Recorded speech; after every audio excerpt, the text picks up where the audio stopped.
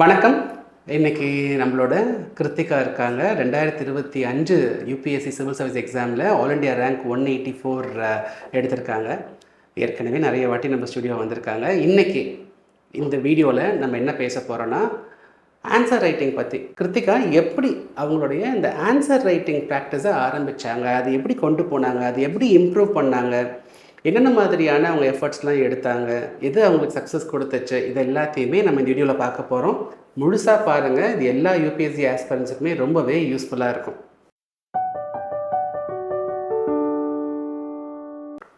வணக்கம் கிருத்திகா, எப்படி இருக்கீங்க? வணக்கம் சார், நல்லா இருக்கேன். ரொம்ப சந்தோஷம் உங்களை மறுபடியும் நான் இங்கே பார்க்குறதுக்கு. ஸோ இன்றைக்கி நம்ம சொன்ன மாதிரி இந்த வீடியோவில் உங்களுடைய ஆன்சர் ரைட்டிங் எக்ஸ்பீரியன்ஸ் அதுதான் பேச போகிறோம். என்னுடைய முதல் கேள்வி, என்னுடைய டீச்சிங் எக்ஸ்பீரியன்ஸ் உங்களுக்கு தெரியும். நான் லாஸ்ட் 10 இயர்ஸ் மேலே டீச் பண்ணிகிட்ருக்கேன். ஆல்மோஸ்ட் எல்லா யூபிஎஸ்சி ஆஸ்பிரன்ஸுமே அவங்களுக்குள்ள ஒரு ஹெசிடேஷன் இருக்குது. ஆன்சர் எழுதணும். ப்ரிலிம்ஸ்னால் பிரச்சனையே இல்லை, அவங்க ஜாலியாக போயிட்டு டெஸ்ட் எழுதிடுவாங்க. ஆனால் மெயின்ஸ்ன்னு வந்துட்டால் ஒரு பேப்பரை எடுத்து ப்ராக்டிஸ் பண்ணுறதுக்கு கூட பார்த்தீங்கன்னா ஒரு ஹெசிடேஷன் இருக்குது. உங்களுக்கு அந்த மாதிரி ஹெசிடேஷன் இருந்துச்சா? அப்படி இருந்துச்சுன்னா அதை எப்படி நீங்கள் ஓவர் கம் பண்ணீங்க? ப்ரிலிம்ஸ் பொறுத்த வரைக்கும் நம்ம ஷேட் பண்ண போகிறோம். ஸோ அது அந்தளவுக்கு ஹெசிடேஷன் இல்லை. பட் மெயின்ஸ் நம்ம எப்படி 2 பேஜ் எழுதுறது, எப்படி 3 பேஜ் எழுதுறது, கண்டென்ட் இல்லையே நம்மக்கிட்ட. அந்த கொஷின் கண்டென்ட் இல்லை. இன்னொன்று எப்படி எழுதுறதுன்னு, எப்படி ப்ரெசென்ட் பண்ணுறதுனே தெரியல. இன்னொன்று 7 மினிட்ஸில் எப்படி எழுதுறது, இது மாதிரி எல்லாத்தையுமே ஒரே டைமில் பேர்டன் பண்ணிவிட்டு அந்த ஹெசிடேஷன் இருந்துச்சு. ஸோ அதை நான் எப்படி ஓவர் கம் பண்ணேன்னா, ரொம்ப நாள் ஒரே நாளில் நடக்கல அந்த ஓவர் கம்மிங் ப்ராசஸ்.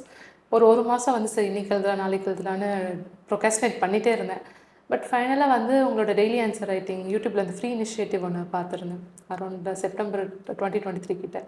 அப்போ நினச்சேன், சரி இப்போ எடிட்டோரியலாக நீங்கள் அதில் எக்ஸ்பிளைன் பண்ண போகிறீங்க. ஸோ கண்டென்ட் நம்ம பிரச்சனை இருக்காது. அந்த எடிட்டோரியல்லேருந்து ஒரு கொஷின் கேட் பண்ணுற மாதிரி அந்த வீடியோவில் பார்த்தேன்.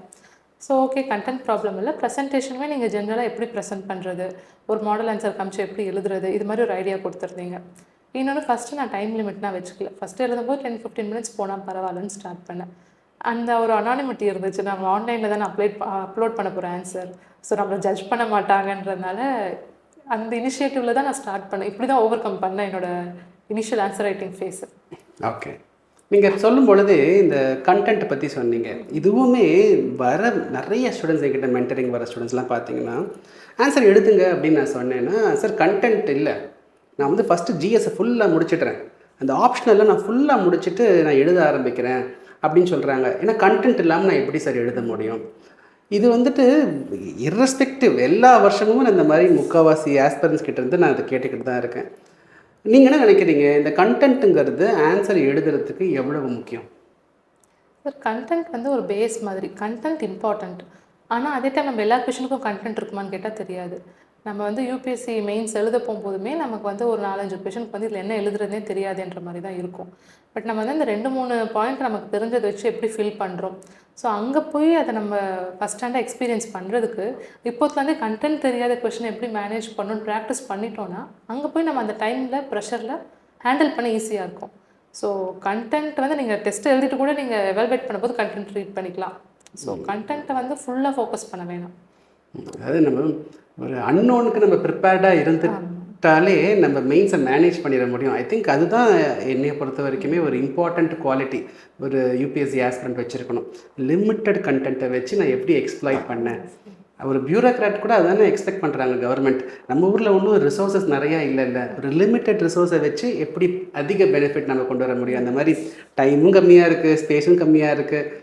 அந்த லிமிட்டேஷனில் எப்படி பெர்ஃபார்ம் பண்ணுறோம் அப்படிங்கிறது தான் I think the most important attribute aspirant as well as civil servant should have. சரி, இப்போ நீங்கள் முதல் கொஸ்டினை எழுதிட்டீங்க. அது எழுதின உடனே உங்களுக்கு என்ன மாதிரியான ஒரு ஃபீலிங் இருந்தது? எழுதி சப்மிட் பண்ணிட்டீங்க, உங்கள் மனசில் என்னெல்லாம் தோணுச்சு? எழுதின உடனே உங்கள் ஃபீலிங் எப்படி இருந்தது? சாதிச்சிட்டோன்ற மாதிரி இருந்துச்சு. ஸோ கண்டென்ட்டே தெரியாதுன்ற போது நம்ம 2 பேஜை ஃபில் பண்ணிட்டோமா. நான் எழுதின ஃபஸ்ட் ஆன்சர் அந்த ஐபிஆர் ஆன்சர். நீங்கள் ஒரு எவர்கிரீனிங் ஆஃப் பேட்டன்ஸ்னு ஒரு எடிட்டோரியல் டீச் பண்ணிவிட்டு ஐபிஆர் பற்றி எழுத சொல்லியிருந்தீங்க. ஆனால் நான் என்னமோ எவர்கிரீனிங் ஆஃப் பேட்டன்ஸ் நீங்கள் டீச் பண்ணதை பற்றி தான் எழுதி வச்சுருந்தேன். பட் அதை எழுதிட்டே ஐ ஃபெல்ட் வெரி ஹாப்பி. பரவாயில்ல, நம்ம நம்மளாலையும் ஆன்சர் ரைட்டிங் பண்ண முடியும், ஆன்சர் எழுத முடியுன்ற ஒரு ஃபீல் இருந்துச்சு. பட் அதுக்கப்புறம் ஃபீட்பேக்னா வரும்போது எனக்கு புரிஞ்சுது, நான் எழுதியிருக்கேன், அது டிமாண்ட் அட்ரஸ் பண்ணலை, பட் எப்படி ப்ரெசென்ட் பண்ணணும் அதெல்லாம் over the period of time 50 days எழுதும்போது கிராஜுவலாக எனக்கே தெரிஞ்சிருச்சு எங்கெங்கன்னா இம்ப்ரூவ் பண்ணலாம். அந்த செல்ஃப் எவாலுவேஷன் பண்ணும்போது ஒரு ஐடியா கிடச்சிருச்சு. நீங்கள் இப்போ செல்ஃப் எவாலுவேஷன் சொன்னீங்க இல்லையா? ஸோ நான் ஒவ்வொரு வருஷமுமே இந்த ஆன்சர் ரைட்டிங் பண்ணும் பொழுது ஒரு ரெக்வஸ்ட் ஸ்டூடெண்ட்ஸ் கிட்ட இருந்து வரும். இந்த மாதிரி நிறைய பேர் ஹண்ட்ரட்ஸ் ஆஃப் பீப்புள் சப்மிட் பண்ணிட்டு இருப்பாங்க. அதுவே ஒரு காம்படிஷனாகவும் இருக்கும். ஆனால் எங்கள் பேப்பர்லாம் நீங்கள் திருத்த மாட்டீங்க. நீங்கள் ஃபஸ்ட் டைம் நான் 2023 அதை ஆரம்பிக்கும் பொழுது டாப் 3 மட்டும்தான் எவாலுவேட் பண்ணுவேன். ஆனால் இப்போல்லாம் பார்த்தீங்கன்னா டாப் 3 லைவாக எவாலுவேட் பண்ணுவேன். ஆனால் டாப் 20 வந்துட்டு திருத்தி ஃபீட்பேக் வந்து பர்சனலாக அனுப்பிச்சிடுவோம். பட் இருந்தாலும் மற்றவங்களுக்குலாம் நீங்கள் பண்ண மாட்டீங்களே, எல்லாருக்கும் பண்ணால் தானே நாங்கள் எங்கே மிஸ் பண்ணுறோங்கிறது தெரியும்னு கேட்குறாங்க. எனக்கு ஆசை தான் உண்மையிலேயே. எனக்கு அந்த மாதிரியான ஒரு ரிசோர்ஸஸ் எனக்கு இருக்குது. ஏன்னா இந்த ப்ரோக்ராமை நான் வந்து ஃப்ரீயாக தான் வைக்கணும்னு நினைக்கிறேன். அதே சமயத்தில் என்னால் ஒரு பாயிண்ட்டுக்கு மேலே ரிசோர்ஸஸை கொண்டு வர முடியாது, அவங்களுக்கும் பே பண்ணணும். ஸோ 20 பேருக்கு மேலேங்கிறது ரைட் நோ பண்ணுறது கஷ்டம். இப்போ உங்கள் பேப்பரை எல்லா நாளும் நான் அப்போ திருத்திருக்க மாட்டேன். அப்படி இருக்கும் பொழுது நீங்கள் எப்படி அசஸ் பண்ணிக்கிட்டீங்க, எப்படி நீங்கள் இம்ப்ரூவ் பண்ணீங்க? ஏன்னா நான் உங்கள் பேப்பர் டாப்பில் வரும்பொழுது நான் கொடுக்குற கமெண்ட்டுங்கிறது ஓகே, அப்படி வராத போது எப்படி நீங்கள் லேர்ன் பண்ணீங்க? சார் இன்ஃபேக்ட் ஃபஸ்ட்டே நான் எழுதின ஆன்சருக்கே நான் வந்து நீங்கள் என் பேரை சொல்வீங்க, எவாலுவேட் பண்ணுவீங்கன்னு ஒரு எக்ஸ்பெக்டேஷனில் இருந்தேன். பட் அப்புறம் தான் தெரிஞ்சது ஐ ஹேவ் லாட் டு இம்ப்ரூவ்னு. ஸோ அது மாதிரி பெட்டர் ஆன்சர்ஸ் எழுதாத டேனா நான் என்ன பண்ணுவேன்னா, நீங்கள் அந்த டாப் 3 ஆன்சர்ஸை வந்து இவங்க என்ன நல்லா பண்ணியிருக்காங்க, இவங்க எப்படி அட்ரஸ் பண்ணியிருக்காங்க கொஷனை, டிமாண்ட் அட்ரஸ் பண்ணதுன்னா நீங்கள் எக்ஸ்பிளைன் பண்ணுவீங்க. அதை தாண்டி காமன் மிஸ்டேக்ஸ் மற்ற பேப்பரையும் ஓவராலாக நீங்கள் பார்த்துட்டு மற்றவங்க என்ன மிஸ்டேக்ஸ் பண்ணுறாங்கன்னு சொல்வீங்க. ஸோ என்னால் அதை ரிலேட் பண்ணிக்க முடியும். நான் வந்து ஏதோ ஒரு தப்பு பண்ணியிருக்கேன், நீங்கள் சொன்ன அந்த காமன் மிஸ்டேக் என்னோடய பேப்பர்லேயும் இருக்கும்.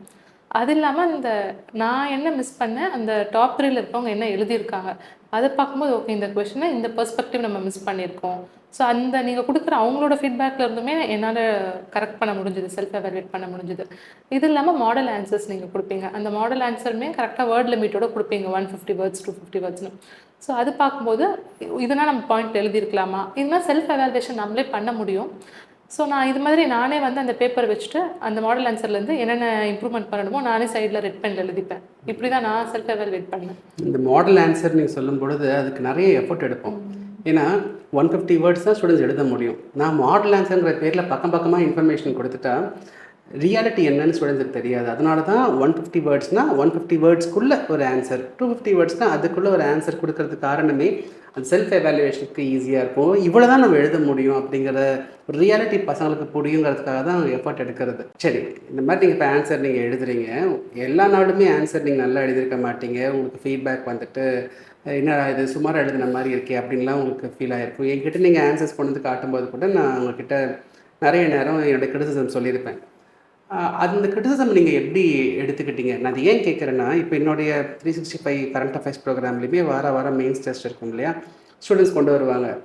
அவங்களுக்கு நான் எவாலுவேட் பண்ணிவிட்டு நான் ஏதாவது கொஞ்சம் சும்மா அவங்க வரும்போது நான் பயங்கரமாக எழுதியிருக்கேன்ட்டு வருவாங்க. என் ஃபீட்பேக் கொடுக்கும்போது உடனே அவங்க முகத்துலேயே தெரிஞ்சு போயிடும், ரொம்ப வாடி போயிடுவாங்க. பட் அவங்க அங்கேருந்து திருப்பி எழுதி கொண்டு வாங்கன்னு நான் சொல்லி அனுப்புவேன். உங்களுக்கு எப்படி இருந்துச்சு நான் ஃபீட்பேக்லாம் கொடுக்கும் பொழுது? சில டைம் டிசப்பாயிண்டிங்காக இருக்கும். நம்ம வந்து நல்லா பண்ணியிருப்போம்னு நினச்சிருப்போம் அந்த இதில். பட் வந்து அது அந்த அப் டு த லெவல் இல்லைன்ற போது அந்த ஒரு டிசப்பாயின்மெண்ட் இருக்கும். But at the same time என்னென்னா, இன்ட்ரோஸ்பெக்ட் பண்ணும்போது அட்லீஸ்ட் இப்போ கண்டுபிடிச்சோமே, அப்போது இதை இப்படியும் எழுதலாமான்ற ஒரு பெர்ஸ்பெக்டிவ் கிடைக்கும்போது, நல்ல வேலை மெயின்ஸ் முடிச்சுட்டு அதை நம்ம தெரியாமல் இன்னொரு 1 இயர் வேஸ்ட் ஆகாமல் இப்போவே வந்து நமக்கு எங்கெங்கன்னா இம்ப்ரூவ் பண்ணணும்னு தெரிஞ்சுது. டெய்லி ஆன்சர் ரைட்டிங் மட்டும் இல்லாமல் இப்போ நான் வந்து ஃபுல் லென்த் டெஸ்ட் எழுதினாலும் உங்ககிட்ட கொண்டு வந்து காமிப்பேன். சில டைம்னா மார்க் ரொம்ப லோவாக இருக்கும்.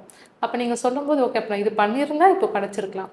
பட் நான் அந்த கிரிட்டிசிசம் வாங்கிட்டு அடுத்த வாட்டி இம்ப்ரூவ் பண்ணும்போது என்னால் அந்த சேஞ்சஸ் பார்க்க முடிஞ்சுது. எனக்குமே கன்வின்சிங்காக இருந்தது. ஸ்டார்டிங்கில் கொஞ்சம் டிசப்பாயிண்டிங்காக தான் இருக்கும். பட் நம்ம வந்து இது இப்படி பண்ணியிருக்கலாம். பட் அந்த ரூம் ஃபார் இம்ப்ரூவ்மெண்ட் இருக்குன்றதே நம்ம இது மாதிரி கிரிட்டிசிசம் வரும்போது தான் அண்டர்ஸ்டாண்ட் பண்ணிக்க முடியும். So criticism are very valuable to improve our answers. நிறைய ஸ்டூடெண்ட்ஸ் என்ன பண்ணுறாங்க, எடிட்டோரியல்ஸில் இருந்தாலும் சரி, இல்லைன்னா கிளாஸ் ஸ்லைட்ஸில் இருந்தாலும் சரி, நிறைய இன்ஃபர்மேஷனை எடுத்து இதெல்லாம் நான் இன்ட்ரோடக்ஷனுக்கு யூஸ் பண்ண போகிறேன், இதெல்லாம் நான் கன்க்ளூஷனுக்கு யூஸ் பண்ண போகிறேன். சில பேர் அப்படியே எக்ஸாக்ட் சென்டென்சஸ்லாம் காப்பி பண்ணி சேவ் பண்ணி வச்சுக்கிறாங்க. இந்த மாதிரி நீங்கள் ஏதாவது பண்ணிங்களா இன்ட்ரோக்கு கன்க்ளூஷனுக்கு ஸ்பெஷலாக? சார் இனிஷியல் ஸ்டேஜில் எதை எடுக்கிறதே தெரியாமல் எதை பார்த்தாலும் வந்து எடிட்டோரியல் ஒரு வேர்டு பார்த்தா அழகாக இருக்கும், ப்ரெசன்டேஷன் பிபிடியில் ஒன்று நல்லா ஏகப்பட்டு எடுத்து வச்சுட்டு காப்பி பேஸ்ட் பண்ண ஈஸின்றதால் பண்ணி வச்சுருவோம். ஆனால் அதை திருப்பி பார்க்கவே மாட்டோம். அதனால் அதை ஓவர்லோட் பண்ணாமல் ஒரு பாயிண்ட்டுக்கு அப்புறம் இந்த ஆன்சர் ரைட்டிங்னா எழுதுனதுக்கப்புறம் உண்மையாகவே அந்த ஆன்சருக்கு எத்தனை இப்போ ஒரு டாபிக்னா ஒரு 4-5 பாயிண்ட் போதும், எல்லாத்தையுமே டம்ப் பண்ணி வைக்கணும்னு அவசியம் இல்லை.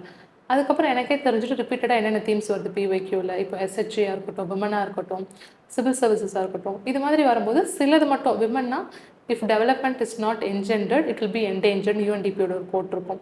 இது எப்படின்னா ஜஸ்டிஸ், விமன் எம்பவர்மெண்ட் டிஃப்ரெண்ட் இதில் யூஸ் பண்ண முடியும். ஒரே கோட்டை வேறு எது இதுலனா யூஸ் பண்ண முடியும்.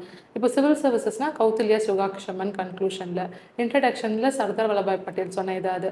ஸோ இது மாதிரி சிலது நான் ரிவைஸ் பண்ணும்போது இந்த கொஷின் கேட்டால் இந்த பாயிண்ட்ஸ் ரிவைஸ் பண்ணுறதுக்கும் படிக்கிறதுக்கும் எவ்வளோ நம்மளால் பண்ண முடியுமோ அவ்வளோ பாயிண்ட்ஸ் எடுத்தால் போதும். இது மாதிரி தான் நான் இன்ட்ரோ கன்க்ளூஷனுக்கு பண்ணேன் சார். நைஸ்.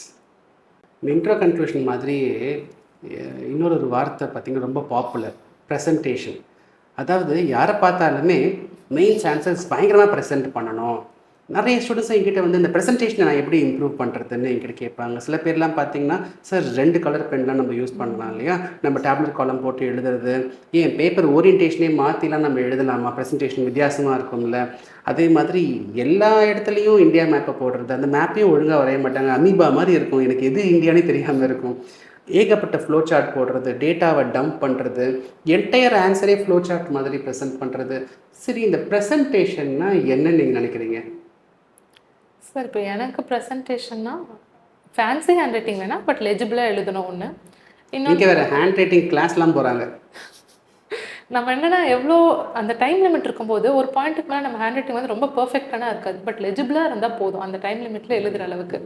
ப்ளஸ் நீங்கள் சொன்ன மாதிரி கலர் பென் அதெல்லாம் 10th 12th எழுதலாம். காலேஜ் டைமில் இந்த 7 மினிட்ஸில் நம்ம அந்த ஒரு ப்ளூ பென்லையோ பிளாக் பென்லையோ எழுதி முடிக்கிறதுக்கே டைம் பத்தாது. ஸோ ப்ராக்டிக்கலாக என்ன பாசிபிள்ன்றதை நம்ம டெஸ்ட்டை எழுதும் போதே தெரிஞ்சிடும், ஆன்சர் ரைட்டிங் ப்ராக்டிஸ் பண்ணும்போதே. என்ன கேட்டிங்கன்னா ப்ரெசன்டேஷனாக இப்போ 10 மார்க்னா 2 பேஜ் எழுத போகிறோம், 15 மார்க்னா 3 பேஜ் எழுத போகிறோம், அவ்வளோதான். அந்த 2 பேஜை நம்ம எப்படி ஃபில் பண்ணுறோம். இன்ட்ரோ கன்க்ளூஷன் கண்டிப்பாக எழுதணும்.